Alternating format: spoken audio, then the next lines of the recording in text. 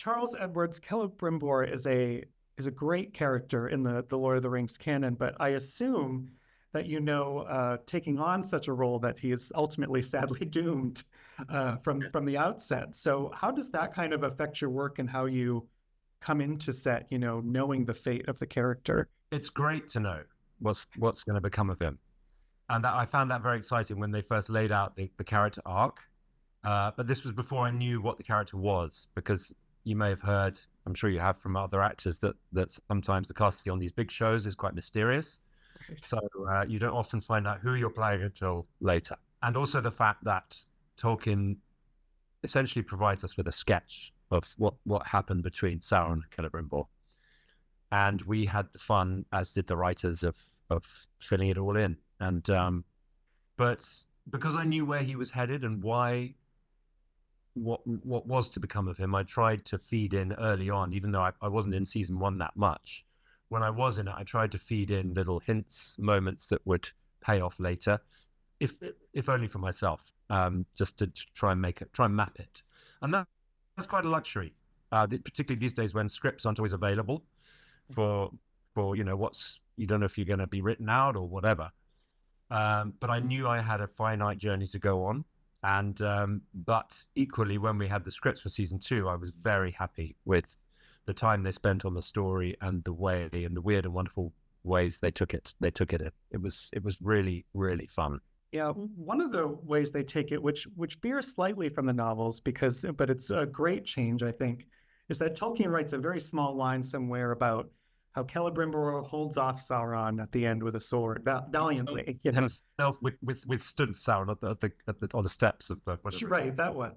Yeah, but I love in this series that we've shifted that a bit, and he really fights with words here. Yeah.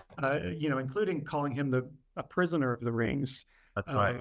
Which is it's a great interplay between these two characters. What was that like, being able to get under his skin with just those words? Get some words in it. Yeah, it was really satisfying, as you can imagine, because you've been on this amazing ride and you finally see they're with you as you're realizing, and they want you to fight back, and with those words you did.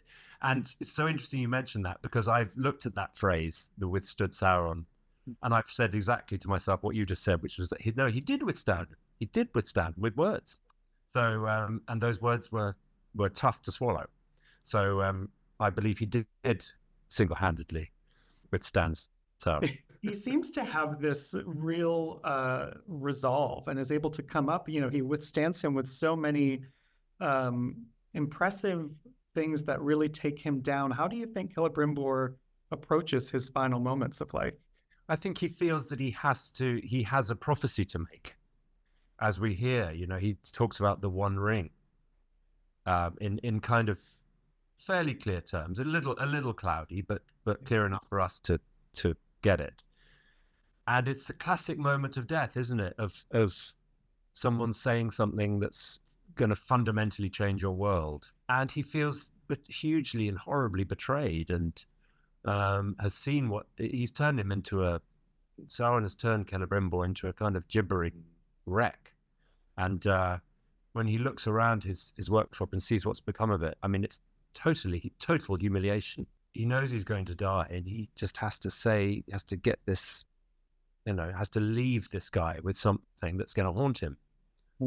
So I think that's what he does. Yeah, you and Charlie Vickers, it's a great cat and mouse game that you play that oftentimes feels like the two of you are in your own little two-person play for some of this season. What was your favorite part of performing with him? I think the ease with which we developed because you never know how it's rare, but sometimes two actors in a lengthy storyline like that don't hit it off. I can't imagine personally anything worse than not being able to get on with whoever I'm acting.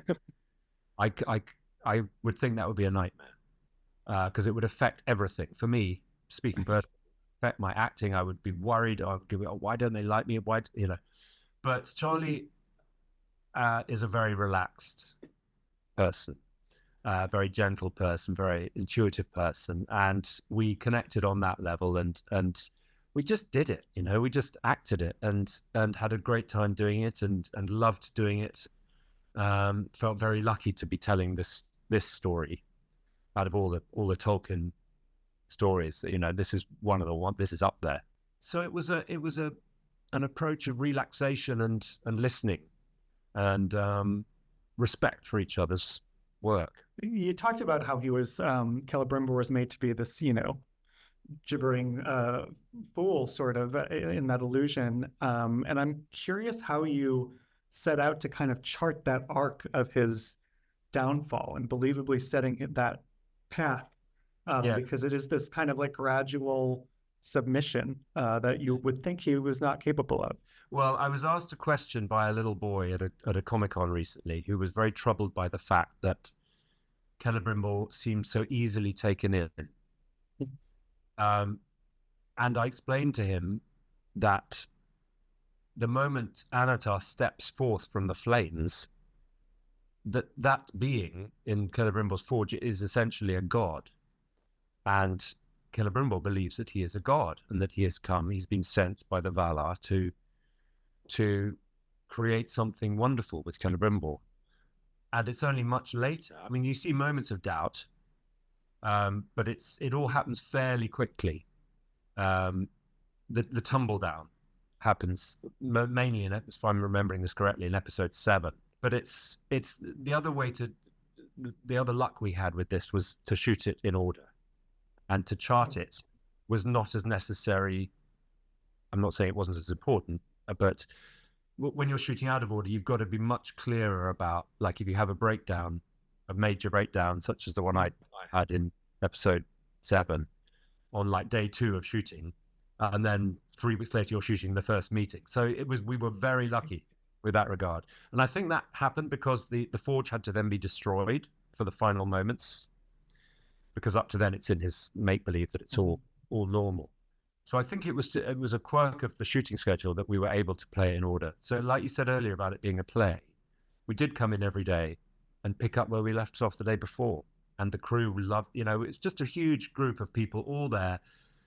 You know, the talent on a set like this is extraordinary. The detail, the craftsmanship is really, really exceptional. And it was a really joyous, satisfying place to work for however many months it took.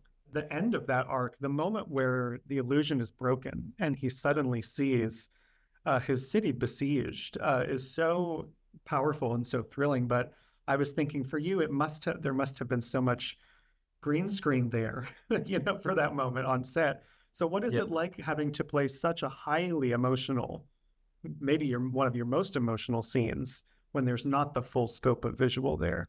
It's kind of okay, you know. It's like the thing about acting with a tennis ball.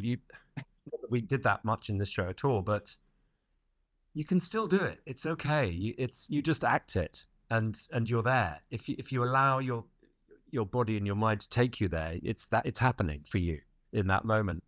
So yes, I was looking at a blue screen over the balcony, but I saw it all. I saw what was happening.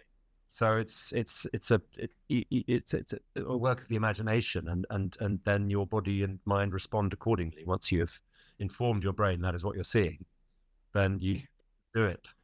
And I was thinking too, there's especially as he looks out and sees his grandfather Feanor's statue is always looming there. As this thing that he'll never live up to, right? That makes him, I think, probably a prime target for Sauron in a way. He feels like, in many respects, that way, a like great classic tragic figure. And I'm just curious if that was on your mind. Were the great tragedies on your mind? Was there anything like that you were pulling from? It felt that way because he is, I think, and particularly, as you say, with the grandfather standing there. And when I arrived on the set and saw that, I thought, oh, that's brilliant, because he's there, he's looming, he's on my shoulder the whole time. And there's a line in Tolkien, I think it's in Unfinished Tales or one of the books, that says, Celebrimbor, who secretly desired to rival the skill of Feanor. To me, that speaks volumes. And when I found that sentence, of the few that there are about Celebrimbor, where that's the backbone, that's the heart of the character. Because elsewhere, that's not really, it implies the elves are sort of gullible and ambitious, but he never pinpointed it quite like that. And I was very happy and fortunate to discover that sentence. So yes, and in terms of classical tragic heroes. I mean, anyone of nobility or coupled with a desire to do good, seemingly. I played Richard II once at Shakespeare's Globe in London, and that's a similar thing. I did think of that a couple of times. Brought down by folly and blindness and pettiness and arrogance. That's maybe being a little hard on Celebrimbor, but those things are all there. They're all there.